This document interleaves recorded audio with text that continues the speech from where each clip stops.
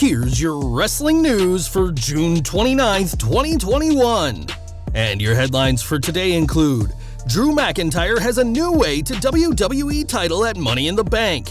Was this a good decision by WWE? Real reason why Randy Orton missed Raw revealed. WWE's Raw division spinning their wheels until major return. Nikki Bella apologized, Chyna's family strongly reacts. Vince McMahon headed to WWE Performance Center to scout talent. WWE fans have been attacking Kenice Mobley for 5 days. WWE wrestlers reportedly felt disrespected by Kenice Mobley's interview comments. WWE Raw has a Lucha Underground throwback moment, and more. We're starting today with Raw, which was meant to see Randy Orton, Drew McIntyre, and AJ Styles compete for the last Red Brand spot in this year's men's Money in the Bank ladder match, but that didn't happen. Instead, the show opened with Adam Pearce and Sonya Deville confirming that Orton wouldn't be on the show, and his partner Riddle gave a handwritten note that he claimed was from the Viper, saying that Riddle could compete in the triple threat on his behalf. Not buying Riddle's note, a battle royal was made where the winner would compete in the triple threat, and whilst Riddle did earn his way into the three-man match representing his RK Bro teammate, it was ultimately won by Drew McIntyre. There's a lot to digest in this match, as it seems WWE is going to either have McIntyre continue his downward slide by losing at the pay-per-view, or win the briefcase and challenge when Bobby Lashley is no longer WWE Champion.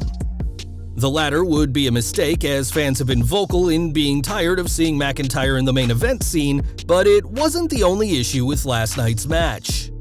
We're also wondering why Riddle was inserted into the match only to be taken out with an injury, only to make a miraculous, albeit predictable recovery, just to ultimately lose the match. AJ Styles, who was also involved, had the advantage with the colossal Omos by his side, but his fellow Raw Tag Team Champion clearly forgot the rules of a triple threat and opted not to get involved. Finally, WWE is going to kill McIntyre's momentum on Raw if they keep booking him this way, as the 2020 Superstar of the Year is starting to come across as more like John Cena, being awarded opportunity after opportunity, and fans are getting sick of it. It'll be interesting to see what happens with RK Bro next week when Orton is expected to be back, but it's safe to say that either Styles or Riddle should have won last night. Orton's absence from Raw was strange to say the least, as he'd been promoted up until the show went live, but now we know where the Viper had gone. According to reports, the Apex Predator is neither injured nor dealing with a personal emergency, and that his absence was all part of his storyline with Riddle. For weeks, WWE has been teasing a rift in RK Bro, and given that Orton was apparently willing to miss Raw just to avoid talking to Riddle, following on from the Legend Killer ghosting him via text. Whilst Riddle considers Orton his best friend, the feeling isn't mutual, and fans may see RK Bro implode as soon as next week. Orton won't be in next month's men's Money in the Bank ladder match, but the Viper is close to achieving a colossal record. Right now, Orton has 174 pay-per-view matches to his name and shares second place with Kane, who we doubt will be competing anytime soon, given he's busy as mayor of Knox County, Tennessee. Orton is just one match behind the record holder, The Undertaker, who has 175 appearances, but who retired at last year's Survivor Series.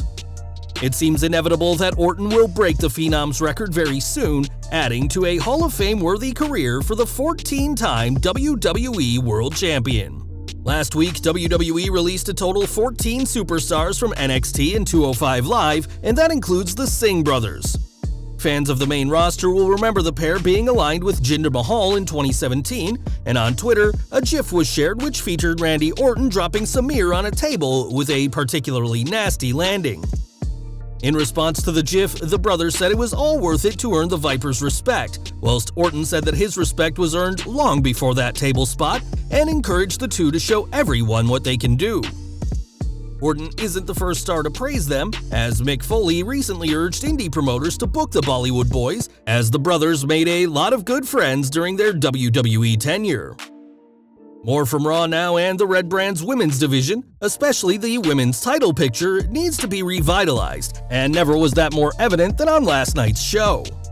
The main match was the 6-woman bout which pitted Raw Women's Champion Rhea Ripley, Mandy Rose, and Dana Brooke against Charlotte Flair, Natalya, and Tamina, continuing the Women's Tag Team Champions' quiet heel turn that came out of nowhere. Whilst this match could have built up Rose and Brooke as potential challengers had they pinned either champion, that didn't happen, as the babyfaces lost and Charlotte was immediately attacked by Ripley.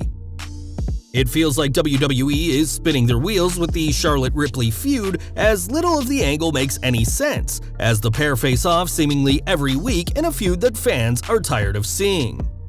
It also feels like the company is desperately waiting for the return of Becky Lynch, and we expect WWE will make her the focal point of Raw's women's division again when she returns. Until then, fans will just have to deal with more months of a directionless women's division, and many, many more Ripley vs. Flair matches. Now in 2013, the Bella Twins said some incredibly crass things about Chyna, which recently got the Hall of Fame twins in hot water. In a clip from E! Network's The Fashion Police, the pair ridiculed the 9th wonder of the world during a difficult time in her life, with Nikki saying they couldn't tell if Chyna was a man or a woman. That clip recently resurfaced, which led to massive backlash from fans, and on their Twitter account, Nikki apologized for what she said, saying, "I want to sincerely apologize for a comment I made over 8 years ago on Fashion Police. I am sorry and embarrassed by my 29-year-old self who offended Chyna and in turn hurt her family and others. I wish I could take it back. Please learn from me. It's not worth hurting someone's feelings for a meaningless laugh. Chyna will always be remembered as an icon and a pioneer who helped create opportunities for women in wrestling that exist today." The apology hasn't gone down well with several fans, with many saying that the only reason Nikki's apologizing is because the video has gone viral, with others saying that Chyna did more for the wrestling business than the Bella Twins. In a tweet from the official Chyna account, though, the Hall of Famer's family said that the apology was sincere and has been accepted, and pleaded with fans to stop harassing Nikki and Brie. Chyna's memory will live on as plenty of fans continue to defend her, and while she is no longer with us, the 9th wonder of the world will always be remembered as a pioneer, just like Nikki said in her apology. Back to the present, and in recent weeks, NXT champion Karrion Kross, Scarlett, and Shotzi Blackheart have all been around the main roster, and it's expected that the three will be called up in August's WWE Draft. It appears they won't be coming alone, as a report from Fightful has noted that talent scouts will be heading to the Gold brand later this week, with a very important name showing up. The report reads, "This major scouting effort has led to influential names in the company personally coming to the Performance Center to scout talent, with Vince McMahon being scheduled to be there this week, with Thursday being the date. The boss is just the latest name to scout talent recently, after both Bruce Pritchard and John Laurinaitis were both at NXT to see who should be called up. We are sure that everyone in NXT will be looking to impress the chairman, and it'll be interesting to see who McMahon chooses when he scouts the Gold brand later this week." More from Raw, which also saw another appearance from Nikki Cross, who now has a name to match her new superhero gimmick. Before facing Shayna Baszler this week, Cross referred to herself as Nikki Ash, which stands for Almost a Superhero.